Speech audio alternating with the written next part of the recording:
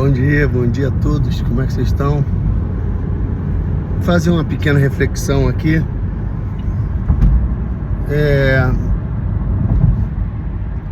A palavra diz: aquele que está com Cristo viverá. E vou traduzir esse texto. Quando a gente fala de estar com Cristo e ter vida, a gente se refere à vida de todas as formas,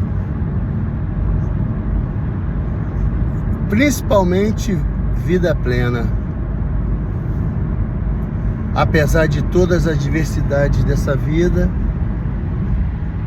que a gente sofre normalmente, problemas que a gente acaba se envolvendo, voluntária ou involuntariamente, problemas que você mesmo cria para você e problemas que criam para você, né? Mas sempre vou botar meio a meio, né? Que a gente vacila direto. Todo mundo.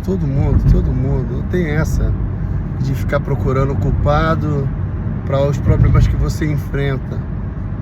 Não, ninguém tem responsabilidade com os problemas que você vive. Foi você que criou.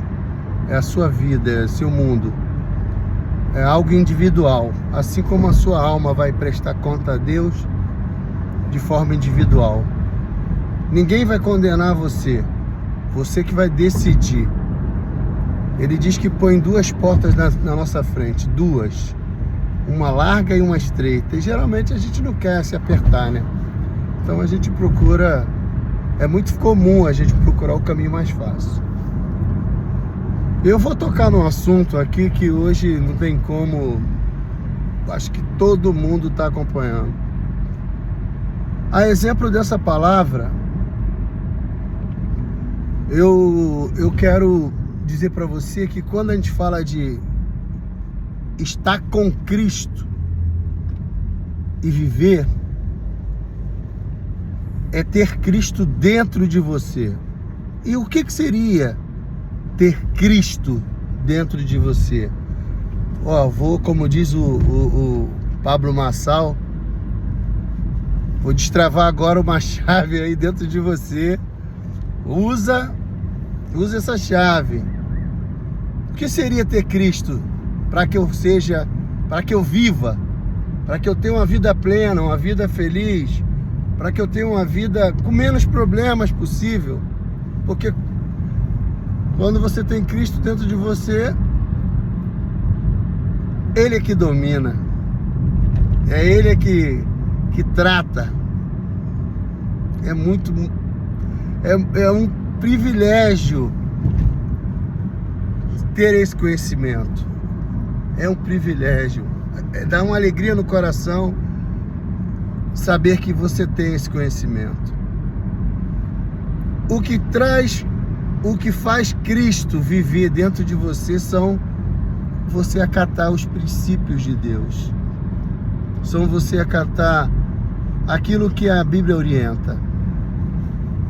E um dos principais princípios de Deus é a justiça. Ele é justo. Na verdade, é atributo da personalidade do Deus Todo-Poderoso. A justiça, ela que pavimenta o teu caminho, a tua paz. A justiça que permite que você durma tranquilo. A justiça que permite que você faça planos para o teu futuro. Que você trabalhe, se organize para fazer uma simples viagem. Porque você sabe que você fez a tua parte, que você trabalhou e que aquele dinheiro que você pegou é digno.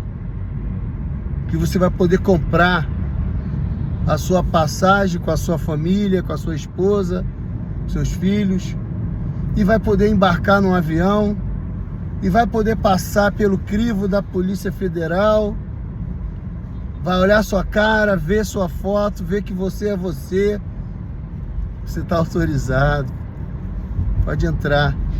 É desse jeito. E hoje eu tenho aqui para te passar um exemplo que está acontecendo. Ninguém tinha conhecimento no Brasil, ou se tinha, eram poucos que tinham conhecimento dessa lei Magnitsky, uma lei que pune a pessoa, torna ele um inadimplente, né? Pobre, sabe muito bem o que é.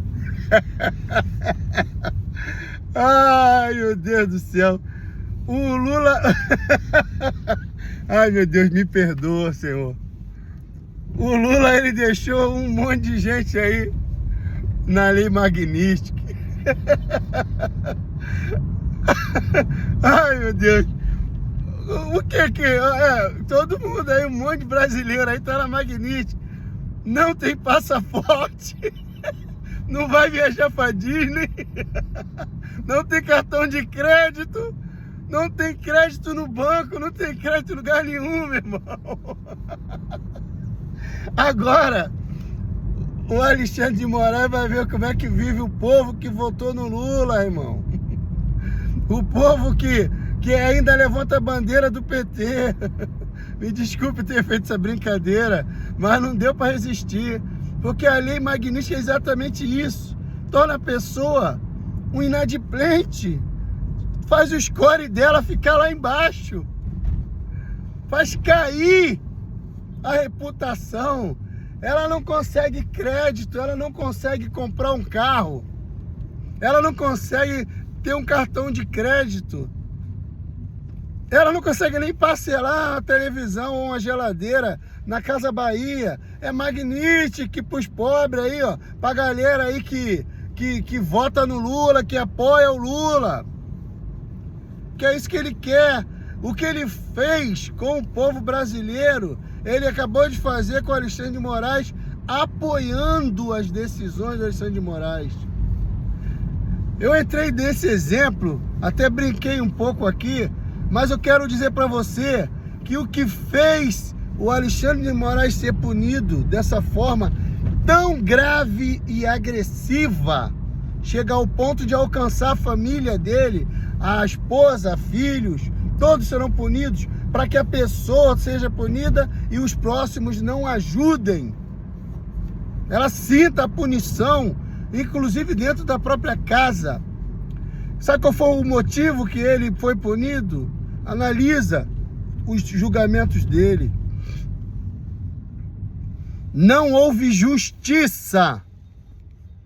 Não houve justiça nos julgamentos de Alexandre de Moraes. Não está havendo justiça. Os Estados Unidos, ele é o detentor. Ele é o detentor do lado de cá do nosso hemisfério dessa questão de direitos humanos, do tribunal, de quem julga, de quem analisa. Foi feito análises, foram feitas punições para que houvesse mudança de comportamento. Não foi arbitrário o que aconteceu com ele. A injustiça do Alexandre de Moraes, dos seus julgamentos, ainda mais na posição de um juiz supremo. A injustiça do Alexandre de Moraes que levou ele até esse ponto. A injustiça de Alexandre de Moraes levou ele a cometer crimes contra a humanidade. Por isso ele foi punido com essa lei tão severa.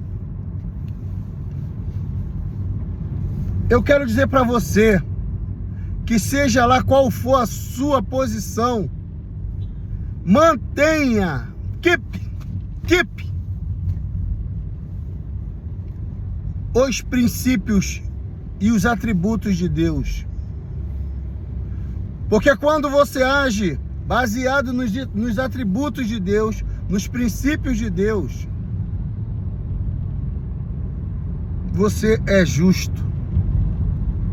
Você analisa com justiça e pratica a justiça. A carreira desse homem é uma carreira linda. Se você for acompanhar a carreira dele, for estudar sobre a carreira dele, o homem que durante a sua vida ele estudou, se dedicou, se destacou nos seus estudos de direito, no seu concurso. Ele teve uma carreira linda até chegar ao Supremo Tribunal por um golpe de sorte ou de azar.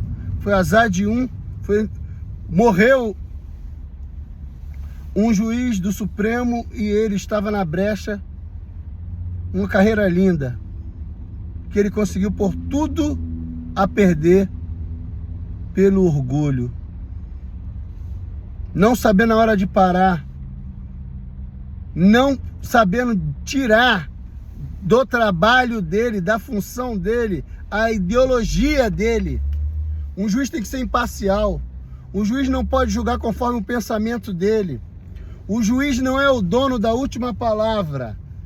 Ele decide o fechamento, o total. Ele decide o contexto final. Ele decide baseado em provas, baseado em argumentos e provas. Ele ouve os dois lados e, baseado em provas, ele toma a sua decisão, não por ideologia. E, infelizmente, o nosso ministro supremo, Alexandre de Moraes, deixou a cartilha de Deus de lado. Deixou a cartilha de Deus. E foi punido duramente pela injustiça que cometeu. Não permita que a injustiça invada o seu coração, nem por causa de filhos, mães, principalmente mães. Nós vemos mães que tomam atitudes terríveis para tentar proteger filhos que cometem delitos terríveis. Ela não consegue administrar o desvio do filho e quando chega a hora da punição, porque a justiça de Deus, ela vem para todos. Aí a mãe tenta favorecer o seu filho infrator que tem ferido um princípio de Deus. Quando você vive segundo os princípios de Deus, você aproxima Jesus de você, o Espírito Santo, na pessoa do Espírito Santo que vive em você. E quando você dá a oportunidade do Espírito Santo viver em você, a sua vida toma um outro rumo. Você passa a ser uma pessoa que vive a vida. Você passa a ser uma pessoa que é feliz, mesmo tendo todos os problemas que você tem, mesmo sendo cercado de todas as lutas e dores que você sofre. Mas você consegue pegar sua família em meio à luta, em meio à provação, e uma coisa simples você consegue transformar em algo maravilhoso. Um passeio barato, uma ida até um lugar próximo, uma saída, um passeio na beira de uma praia, algo dessa forma. Coisa simples consegue proporcionar para você momentos de alegria que só Deus para poder te explicar isso. Seja justo.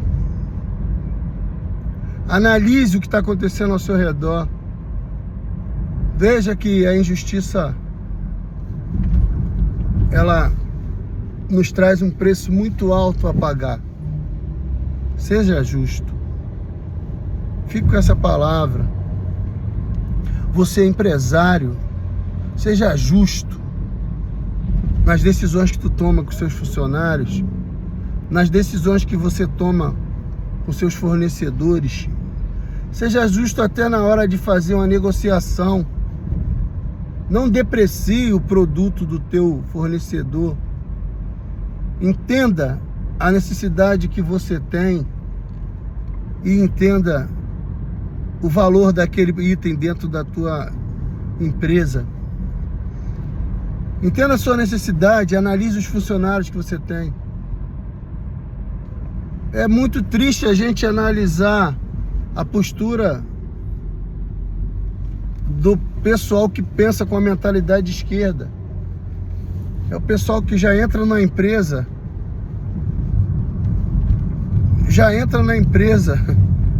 pensando em não trabalhar.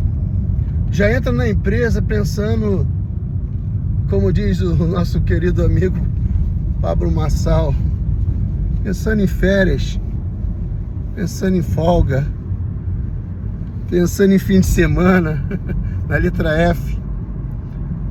O pessoal que tem mentalidade de esquerda, ele já entra na empresa pensando que daqui a um ano eu saio e boto na justiça.